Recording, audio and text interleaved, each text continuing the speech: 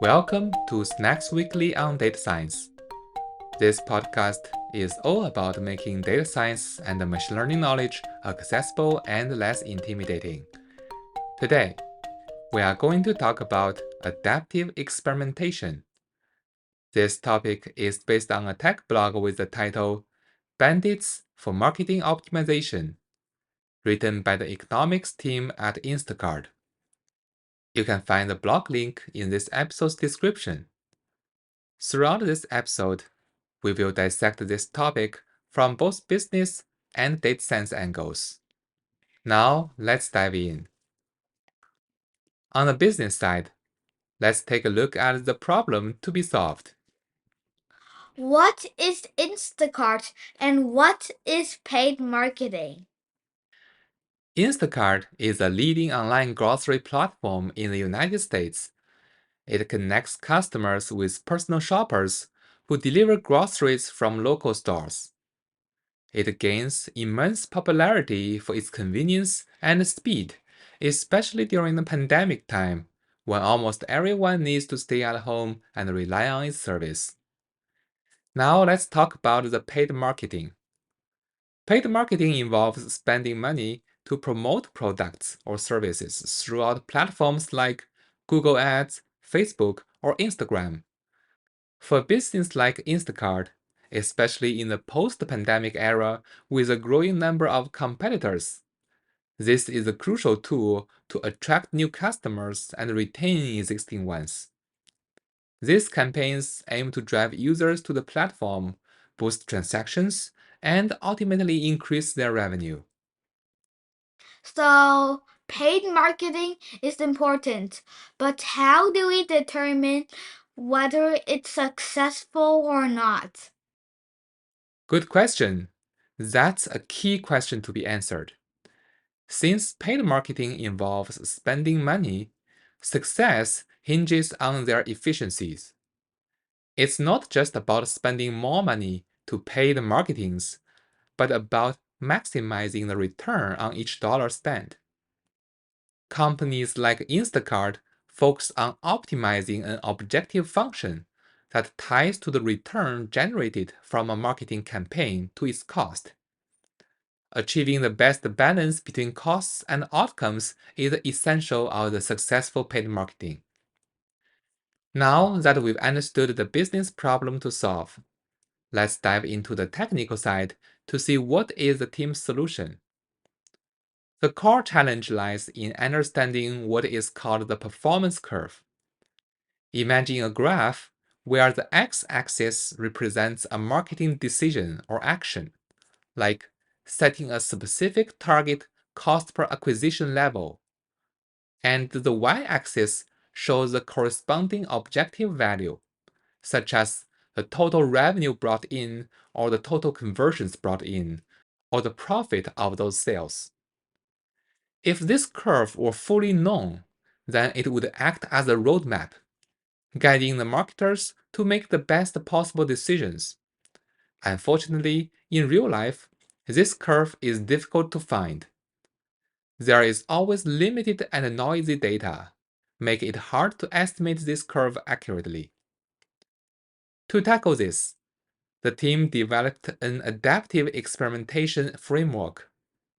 It operates in two iterative steps: modeling performance curves and choosing the next action.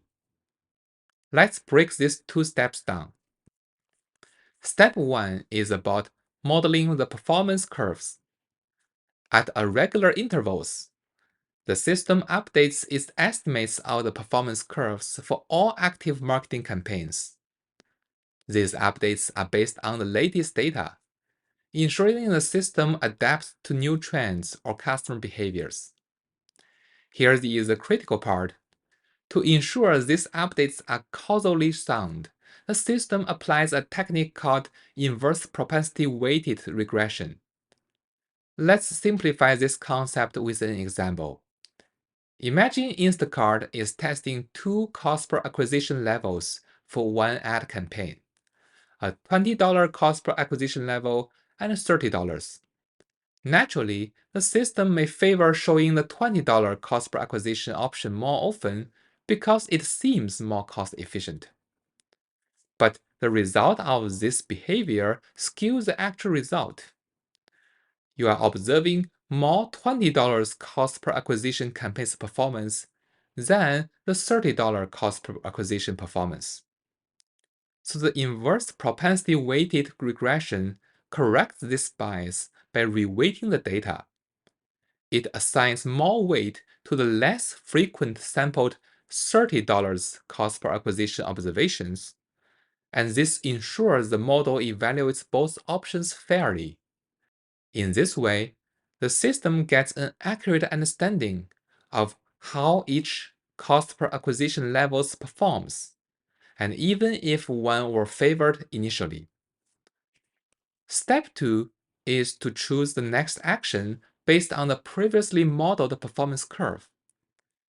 Once the system updates the performance curves, the next step is to decide what action to take for each campaign.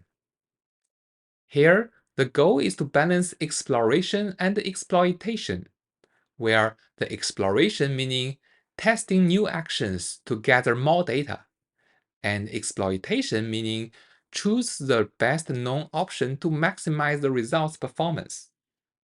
To achieve this, the system generates a Bayesian posterior distribution for the performance curve. Think of this as a range of possible curves, each representing a plausible interpretation of the data based on past observations.